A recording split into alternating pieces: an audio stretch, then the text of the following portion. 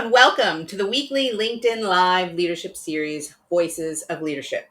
Thank you for joining us. I'm Kathy Eastwood, your host and CEO of Equals Y, and each week we explore the fascinating world of leadership and featuring voices across different generations, industries, styles, and experiences. Because there is no right way to being a leader. It's about being authentic and helping your team deliver results. So each week we'll meet leaders and understand what drives them, their unique leadership style, how they adapt, tips and tricks. We'll just find out and explore what's new and help you grow in your careers. So before we get started, just a reminder, the chat is open so that please feel free to introduce yourself, tell us where you're dialing in from, and ask questions. We want this to be as interactive as possible. Ashok and I have agreed that we definitely want to have some fun with this. So please put your comments and questions in the chat. So now let me introduce you to a truly remarkable leader, Ashok Aggarwal. I met Ashok 6 years ago, I think it is now, right? Yeah, that sounds about right. Maybe longer, but yeah. Yeah. And I remember because you guys came in to help us really optimize, it was our quote to cash process at the time.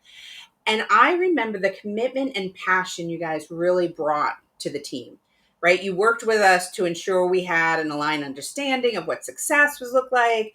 All the stakeholders were engaged. You had a good project plan. I remember that too. But I remember everyone caring.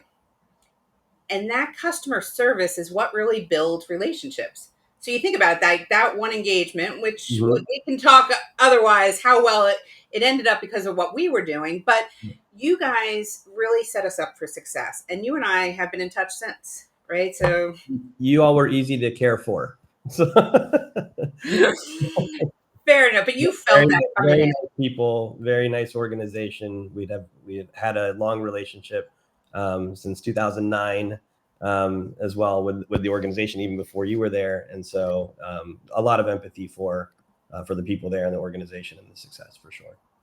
I think we're going to be talking about that word empathy a lot today. So your journey has been really impressive. I've loved watching it and where it's gone. You know, you're the co-founder and managing partner at M&S Consulting. Also the forefront of pioneering healthcare solutions with Intermed Labs and Mutter Health. And I really liked, although you may or may not know the E3 leadership code and our principles, I really do see how you always express a clear purpose, you engage your team with emotional intelligence, and you're executing strategies. So it's really impressive to watch. I know you're also an angel investor, right? And a business coach. Kind compliment, Kathy. I appreciate that. Yeah. And you've influenced a wide range of sectors, innovative and strategic thinking in the technology and healthcare space. So, and I just read you guys were just nominated for the 2025 Elevate GovCon Award. Is that right? Yeah, that's right. Yeah. We're excited about that. We've been doing a lot of work in the, federal government sector for a while. I know, we worked with you all heavily in the commercial world, and we're probably about 50-50 at M&S Consulting now between commercial and government. So that's very exciting. Thank you. Excellent. And it really is. And you're being recognized, right? Because you're good partners, growing talent, inclusivity and diversity. I mean, all the things that really help bring people along. That's leadership at its core. So great. So I want to hear more from you. Why don't you share with our audience? Tell us about who you are, right? Tell your personal side and what's your leadership style? How do you show up? What are some of your principles? So, I mean, I'm a guy that likes to have fun. I think, I want to do this as not a job, but something that I truly want to do in my life and spend time on. And I want to create an environment and a culture that other people want to be a part of. It should be something that people have a stronger sense of purpose and a feeling of belonging beyond a job and a paycheck. So for me, that's been important. I've been blessed to, have a particular type of virus where I need to do this entrepreneurship. It just kind of, it's in my veins. And my hope is that I can try to infect other people with a similar kind of virus and help them, feel some purpose, feel belonging, and reach heights that they never dreamed of. Did you always have that desire and that feeling, Ashok? I don't know that I had. It's really funny. I talk about this in terms of leadership within the organizations I'm part of as well. Um, I don't always look for the people that are seeking to be leaders. I don't know that I was someone that was seeking to be a leader. I think that I saw gaps in the market, even when creating M&S Consulting. I saw gaps in the market when working with partners to create Intermed Labs and Mooder Health and the other organizations that you've talked about, even some of the angel funds that we started. And I think, it almost feels more like a sense of duty. Like, okay, God, I feel like God's given me some talents, and there's gaps in the marketplace. There's people that are, talented, and I can help them. There's customers that are out there that struggle with particular problems, and I've been blessed with the ability to help them, so I should probably go do that. And I think that identifying people that just step up to the plate when they see a problem, as opposed to people that are seeking specifically leadership, I think I kind of value that, and I feel like I'm the same way. What about you, Kathy? I'm curious. I mean, I don't know if I've ever got a chance to ask you that question. How do you feel like that was something you sought out? You've been a leader at so many organizations at this point. It's funny because, a lot of people always talk about, like, are you born a leader or is it something you develop? I think my natural tendency has been one that I tend to be a leader. Not that I've sought it out, but even back in high school, I was the leader of the band, the captain on the sports teams. So I think my personality is naturally one that tends to, I want to get something done and I go for it. So it's Yeah. probably, now that I'm saying this, I'm thinking about what you're saying is, because I have that drive to get something done, it ends up being in that leadership role Yeah. because people are Yeah. like, oh, I like what she's doing. I want to get on board and I want to do it too. Well, in one of the past sessions that I got a chance to watch recently that you've had with other leaders, which I think have been fantastic for the people that are here. If you haven't had a chance, please go back and watch these E=Y sessions. You mentioned something that resonated with me. You said you're someone that runs into the fire, right?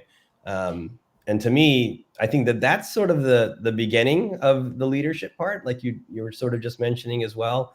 There's a problem, and it's just your natural instinct to go and solve it, and to go put yourself in the line of fire and go and address it. So I feel like that probably is something that resonates with me, and I feel like is something that I also gravitate towards when looking for leaders. Not necessarily the ones that want leadership for leadership's sake, but the people that are putting themselves in the position because they see a gap and they want to address it. Yeah, and it's interesting you say that because before we jumped on this call, right, we were kind of talking about our energies, right? And you mentioned you have a lot of orange, which would be red is run to the fire, yellow is you enjoy people, so you're outgoing. So it's easy for people like you and I to tend to lead, right? Because we're pulling everyone in. We've got a lot of optimism, but I love what you're saying is seeing a gap and wanting to solve it because there's a lot of people, and I'd love to hear your point of view on this, a lot of people that don't have that orange tendencies and they're more introverted, more thoughtful, thinking through everything. And leadership is not necessarily natural, but they can be very good leaders. So have you seen leaders that are more introverted that can still show up because they see the gap and they want to solve it? Oh yeah, no question. And I love working with people that have different leadership styles and bring that diversity of thought, diversity of process, diversity of problem solving. I had a great mentor once tell me a long time ago, if we both agree on everything, one of us isn't needed, right? And um, so that's always helpful. And I encourage people to share their ideas and their thoughts and the way that they'd like to do things, sometimes to my own detriment, and it certainly takes more time to go through that process. But I think that it helps to build culture where people are free to make mistakes, are able to try things, and it allows us to iterate much faster. by allowing people to act in their style, and the things that you just mentioned are in some ways at times opposite of mine, and I need those people for sure. Right. Yeah, you need a balance of everyone, right? Of, if you had all, to your point, your mentor, if you have all of the same person, you're not going to get that diversity of thought, engagement, etc. Yeah, absolutely. What do you find, Kathy? I'm just curious. I'm curious because I know you're really familiar with the colors. That's something it's not something I've studied as nearly as much as you. Do you tend to find that you look for leaders, especially in the worlds that I'm in, innovation, technology? Are there certain colors that you think or traits that fit more in that area? Honestly, no. I think what I've learned and what we really try to focus on is everyone, no matter where your energy preferences are, and can be an amazing leader. And you need to lean in. I think what we've found is first understanding yourself so that you can understand it and lean in. Like we were talking yesterday, we had a group on our boot camp, and there's a lot of people saying, I hate to do this, I hate to do that, but I love to do this. When you can define all of that, then you can show up authentically and people can work with you. And yeah, I think it is important to have all of those energies because I have so much red. I run to the fire. I always make sure I have someone with a lot of green energy that supports me Yeah, because they're the ones that say, oh, Kath, come back. You forgot about all the people when you were running to the yeah. fire. Oh, yeah, I And did. I Sorry. I hear you, and I agree with you. One of the things that I think about sometimes, Kathy, is in the world that I'm in, I'm blessed to be able to be surrounded by so many really intelligent, creative people that do have a lot of diversity in their thought and their style, and so on and so forth.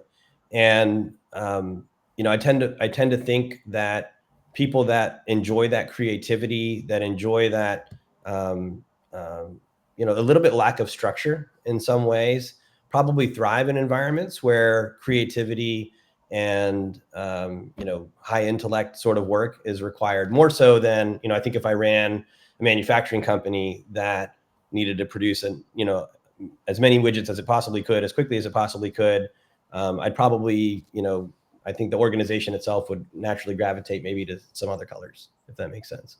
Right. So, Yeah, I mean, having spent a lot of time with different functions and organizations, you'll find a ton of blue energy in an engineering group, right? Or accountants tend to gravitate. You tend to gravitate to roles and companies that match, yeah. but you don't get pigeonholed. I think that's where I always worry is I don't want anyone to feel pigeonholed Yeah. that you can't adapt and adjust.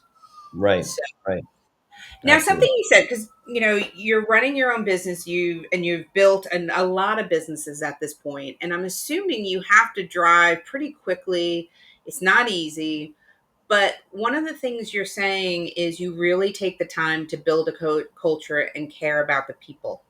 How do you find that balance of having to run fast but yet bring everyone along with you on the journey? Well, first off, I should say it's a lot of work. you know, like, I don't think it's easy at all. I think my number one job, is to build the culture. Though I think that if I can build the culture and build an organization and an environment where people feel cared for, safe, um, encouraged, motivated, then the rest will figure itself out for the most part. So, I do view that as sort of my number one job. Maybe there'd be someone else, if I had the pleasure of having you in the organization, Kathy, maybe I wouldn't have to do as much of that. Not that we don't have amazing people that carry the torch, but just as it sits in I'd say most of the organizations that I'm involved in, I view that as a big part of my job. It's something I've done for a long time, so I think that I'm probably pretty good. It's probably one of my superpowers is to just try to help create a great atmosphere, and one where people can have fun, but also get a bunch of work done and do some really meaningful work. So, I do definitely think that that's one of my jobs. What do you think? Should that be one of my jobs? Should that be someone in like a chief people officer role? I mean, we have wonderful people playing those roles, but I still feel like it's my job ultimately. I think it's everyone's job. Yeah, If you want my honest opinion, I think everyone, we were talking earlier, right? Like we all own our own happiness. We own showing up. We own, but I think every leader has a responsibility to think about others and engage with others the way they want to be engaged and bring them into the conversations. So I don't think it's one person's yeah, job, in I my agree with opinion, you. That's a good point. Yeah, right? And, I think individual contributors, I think of them as really strong leaders within your organization. for sure. I would think, especially in a consulting job, right? You have a lot of people that show up and they're leading the customers. Yeah. Yeah, absolutely. There's so many microcultures that end up getting created, especially as organizations get larger and larger. And it is something we talk about. We say, we're nothing more than people. Right? We're just, especially in the services business and in the work that we do, we're just a group of people at the end of the day. And the power of our organization is how well that group of people operates. And it'd be different again if we had some innovation and some widget that we were building and we had a patent for it, and that was sort of our secret sauce. But our secret sauce is just our people and how well they can operate together and with others. And so it is something we talk about a lot. And while I do think it's ultimately my job, or maybe I should say the buck stops with me in terms of the culture, I definitely feel very, very blessed, to have a wonderful group of people that carries that culture. They really mold it in new ways, in creative ways. I would also say that we make tons of mistakes, right? We say, oh, someone says, I want to try this out in this group, and it doesn't work. People are unhappy with that particular decision or that approach. We say, okay, let's revisit, but we try to keep iterating and keep making improvements. And also times change, I think. Sorry, I don't mean to be going down this No, rabbit hole, but you got my brain, the gears turning here. Times change. We need to try new things. We need to understand, how some of the cultural shifts are occurring in society, as in the workforce, et cetera, et cetera. So anyways, yeah. Thanks for those questions. You're getting me really thinking about it a little bit more too. So, excellent. And Casey's agreed with us, right? It's important to build the culture and lead by example, right? It starts with you at the top level and it cascades down. You build that culture. yeah. Well, We actually have a question for you. yeah. So Ralph shares, obviously not everyone is a leader. Is there any advice you would give to those who prefer to follow that might help them be more collaborative with their leaders? How do you develop trust within your teams? Yeah. So first off, I just want to mention, Casey, if it's Casey Zates that you're referring to, she's a wonderful leader. She's a huge part of, building a culture, and she has a very different style than me, frankly, but I love it. I love to watch it. I love to learn from her, and so on. In terms of following, I think, I don't view following as a lack of leadership. I think a wonderful follower is naturally performing leadership activities in that process. It's a big part of my ethos. Like I think that for me, I consider myself a player coach. I've literally been in engagements where I have worked for one of my employees, right? And in this particular role, we consider ourselves an adhocracy at M&S. So we have to accomplish goals, we have to accomplish tasks, and that means that we structure and restructure ourselves to accomplish those goals and tasks whenever and however needed, in order to accomplish a mission. And in some cases, I'm not the right person to be over this particular mission or this particular task, and so um, you know sometimes I'm a follower, and I think that I actually expect that out of all leaders, and I think that when I see that someone is a great follower, that's that kind of person I'm looking to tap and look at and say, is that also the kind of person maybe that is interested in filling a gap that might exist? Many times it is. So maybe it harkens back to the first thing we talked about as well. So. I love that. And as you talk about like being a leader and a follower and a follower and a leader, it does really go throughout the ecosystem. And I had someone ask me one day, we were doing leadership training, and she's like, well, how do I, her question actually was about how to manage up. And when we stopped to talk about it, I'm like, listen, the tools we're learning here, that, expressing an end vision, engaging your people, executing, it doesn't matter which way you're looking at something. It's the same basic formula that, if you can help understand where you're going, and that's what, when people are following, they want to know, right? Mm-hmm. Like, where are we Mm-hmm. going? Why are we going? Yeah. So they can make decisions then to get there, and then communicating in very different ways because everyone's different. And to your point, it depends on what the situation is, and you need to adapt very quickly. Yeah, absolutely. Gosh, I'm going to have four more sessions after this session to just think about all the things you're telling me. So You didn't know you didn't know you were selling E equals Y services, and I didn't either. But until now, I'm like, gosh, I need to be talking to Kathy more. yeah, listen, I think all leaders do. When I've been building this code, and this isn't about pitching it, but it's just No, yeah. the job of the teams, right, are to deliver results. And here's a stat, and I don't know if you know this one. Less than 10% of individuals, teams, or organizations actually accomplish their goals. That means 90% fail. Mm-hmm. And that number scares the crap out of me. But Mm-hmm. it's like, well, why do the 10% succeed? And it's about having that formula of doing the basics is what really helps teams succeed.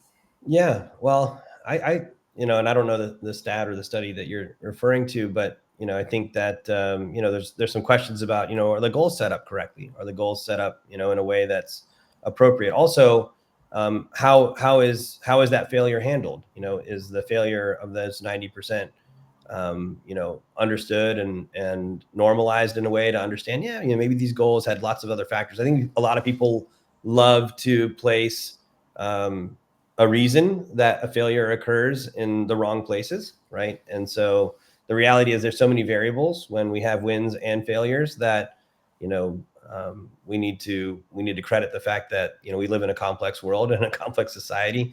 And so anyways, I think about, the number of the goals themselves, how good they are. And then if the goals aren't met, how that's handled. I would say for us, in our organizations, we probably set very high goals. Sometimes they're not met. I don't know if the number's 90%, but to us, that's okay because we want to reach for the stars and understand that we may not get there.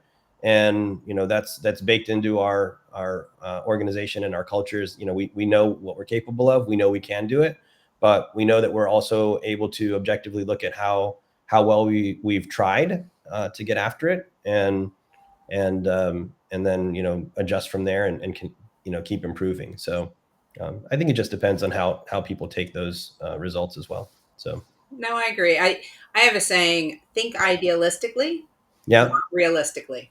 yeah, I like that. I like that a lot. So Kathy, in your organizations, what have you? Maybe you've measured this better than I have. What have your stats been?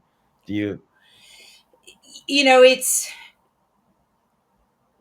there's always failure, and I Yeah. say that in a Yeah. positive way because I think, to your point, if we're not failing, then we're not trying hard enough. Mm-hmm. Mm-hmm. I think I'm surprised by that number. I'll be honest, because I've Mm-hmm. seen a lot more success Mm-hmm. than that 10%. Right. Yeah.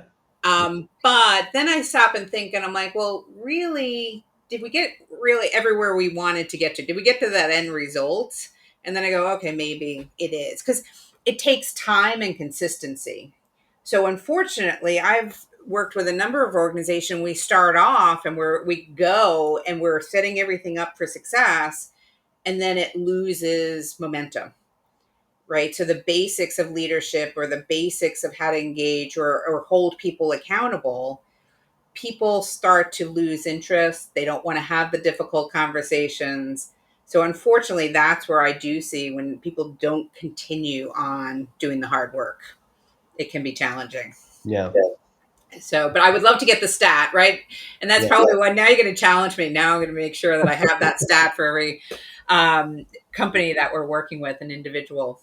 But I've seen with But I, the but I think you said it well, and you can repeat it more accurately. But you said something about shoot for something ideal. What was the word you just used? think idealistically, not realistically. Yeah, think idealistically. I think we all want to live and work on a day-to-day basis on our journey, reaching for the stars as much as we can. And I think there's some value to that. And I think you have to recognize that if that's what you're trying to do, then you may not always get there every time. But even if you get halfway there, when you set your goals up, as long as you're not beating yourself up too hard, Yeah. you're doing the right things. You're gonna continue to make more progress. So Yeah. But it's also about engaging the people, mhm. right? Now, one of the gaps I know you've looked at is employees' well-being, right? With tell me a little bit more of what you're doing at Mooter and how you're bringing that in to help Yeah. organizations succeed. Yeah, I think it's a good example of trends in society and so on and so forth. For the first time in history, 18 to 29-year-olds are more lonely than 80 plus year olds. And Really? yeah, and loneliness is the equivalent of smoking 15 cigarettes a day. And the interesting thing is that's not necessarily like people talk about. They've always heard these stats as we were kids, especially when we were part of the whole war on tobacco. Um, you hear about how it reduces your life expectancy and those kinds of things. Um, and certainly, loneliness and the resulting outcomes of that, certainly affect your life expectancy. But actually, the physical stress on your body is the equivalent of 15 cigarettes a day. It may not be in your lungs, but what it does to your organs on a day-to-day physical level is very similar to 15 cigarettes a day. So people are working more remotely. People are connecting less with spouses and so on and so forth. Um, and so, from an employer perspective, we need to find creative ways to reach out to the people that are on our teams, and especially being in an information worker world with people that do work remotely and they work on different things and so on and so forth. We need to continue to find ways to reach out. By the way, like 97% of organizations have an employee assistance program, but less than 3% of people use it. So, or maybe it's less than 8%, whatever the number is, something like that. So with Mooter, we're proactively outreaching, and we're going to start implementing that even within M&S Consulting and the various companies that I'm a part of, and start to reach out proactively to people. I mean, not terribly dissimilar from E equals Y, providing some of the coaching that people need, but just really with a focus on health, wellness, and performance. And then when there's people that maybe need a little bit more, then we start to wrap them around with additional services and support and those kinds of things. But that's something that I'm really excited about. Mooter started off more around perinatal mental health. 85% of pregnant and postpartum women struggle with some level of perinatal mood and anxiety disorder symptoms, but less than 8% actually seek out help. So we have to flip this on its head. We need to start reaching out proactively to people. And so, but the fact is, like, this is the case with everybody. If you break your arm right now, Kathy, what are you going to do? I'm going to the emergency room, I Go assume. to the emergency room, right? But if you didn't sleep well for the past 3 days and you've been feeling anxious, your typical first response isn't to go to a doctor or go to the emergency room. People that struggle with mental health, behavioral health issues, their first inclination isn't let me go and see a doctor. It's oftentimes let me see if I can fix this on my own, and you end up with a situation where things can start to spiral. So anyways, that's kind of where I see some collaboration and Yeah. melding of worlds. Go ahead. Yeah. How is there a stigma that we need to overcome that it's okay to share with your company, your leadership, your boss that you're facing some of these challenges? I think that's probably to me, yes. I don't want to answer incorrectly from an HR perspective, but for me personally, I do prefer it. Two of our big values at the company that we talk about, the first two that we talk about, we have eight. But the first two we talk about are communication, over communication, and visibility. So, over communication isn't necessarily about what tasks did I do and what tasks didn't I do. It's about you have to tell someone, how are you feeling? How are things going?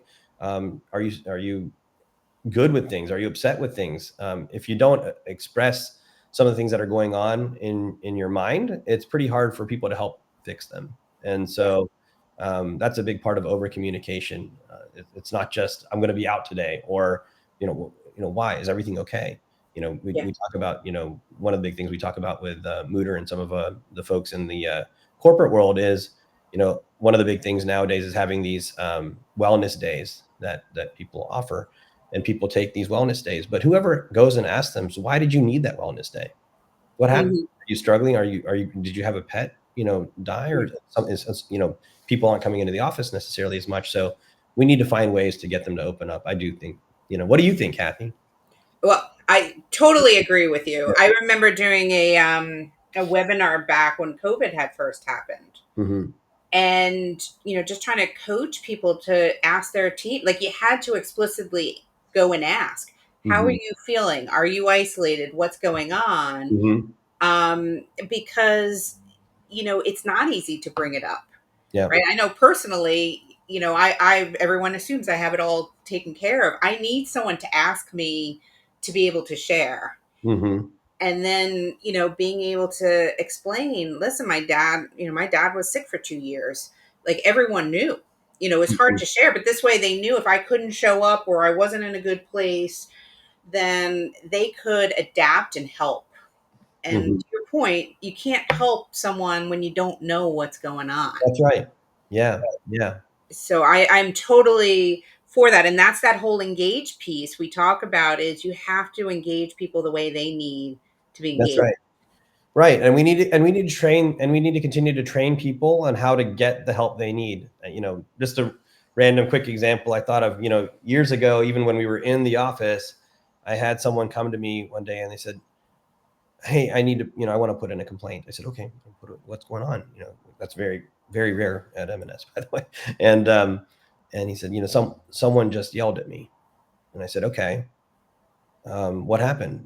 Who yelled at you? Let's bring them in. Let's have a conversation." Well, I don't want to say. Okay, well, what did they say? Well, I don't want to tell you.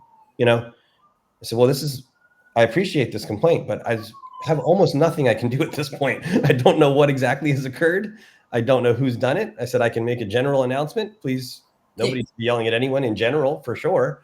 I said, but I don't have any context here at all. And it makes it hard to address. So it's hard. Some people, it's not easy, right, to address concerns. We've got to be good at bringing up issues in a way that can be solved as well, right? Yeah, and then building that trust, right, in an organization to say it's okay. Yeah. We're going to have the difficult conversation.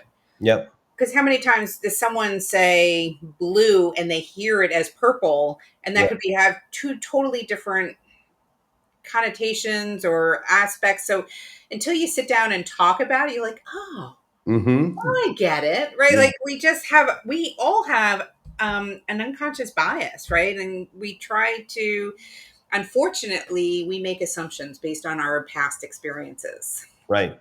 Right.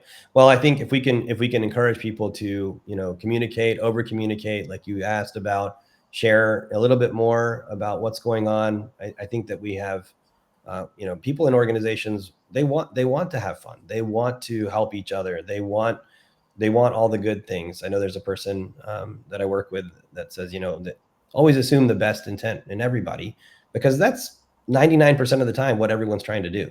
So I think that when we can kind of continue to build that trust, which kind of goes against pop culture. I think pop culture and social media try to promote this idea that someone's out to get everyone's like, no one's really out to get you. Like, No, it's not happening. I love that you say that, because that's my mantra: is no one wakes up with bad intent. No one is Yeah. waking up and going, oh, I'm going to really make today a really miserable day for Ashok. Right. Not happening. It's like, I don't know where your ego is, but no one is worried about trying Right. to do that. Totally agree. So yeah, So, but we have some headwinds, right? So we need to continue to train, retrain, people, and help them understand some of these skills. Again, following skills are just as important as leadership skills, and I don't know that they're even very different. yeah, no, I agree. And, I want to, I can't believe that we're already over No, time. that I could sounds good. talk to you all afternoon. Yeah, But absolutely. what you're doing is being, as a leader, coming on, having this conversation, showing your vulnerability, sharing what you're thinking. You're leading from the top, right? And you're giving people permission that it's okay to have these kind of Absolutely. conversations. Yeah. And we set the example for others and hope to give them the confidence to do the same. Absolutely. Yeah.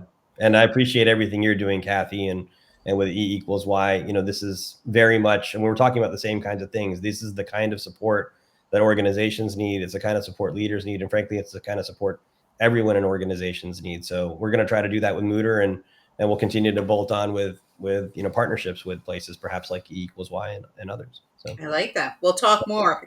sounds good. Sounds good. Excellent. Any parting thoughts for, a new leader coming in on, what they should, number one thing they should worry about when they show up to lead or, be a part of an organization? I think I think that you've got to actually care about the problem that you're solving. That's if you don't care about the problem you're solving, if you're kind of just going through the motions or doing it for some other reason, you don't have like a true connection to the problem you're solving. As a leader, one of the problems you're solving is helping to make a person's life the best it can be, to make their career the best it can be, to make their job the best it can be. But really, I mean, that's a huge part of people's lives. So you want to make their life the best it can possibly be. If you don't actually care about that, like you need to find a way to care about that, or you probably shouldn't be doing any leadership, right? And then I just think that extends beyond leadership as well to organization or even mission type work. Like if you don't connect with the people that you're solving problems for, your customers, connect with the problem itself and how it affects society. I think that's finding a way to connect at that level, and hopefully it's organic. But if it's not, find a reason. So that would be my advice. So, I love it. We started the conversation with the word empathy, and we're yeah, entering it, on there you that empathy go. as well. That Yeah, is the secret. yeah. Thank you so much for joining. I appreciate it. Thank you. Um, as Ashok mentioned, if there's anyone that wants to see some of the past episodes, please feel free to go onto LinkedIn. And also, if you can follow us on our newsletter, you can sign up. I think Imelda put the link in there.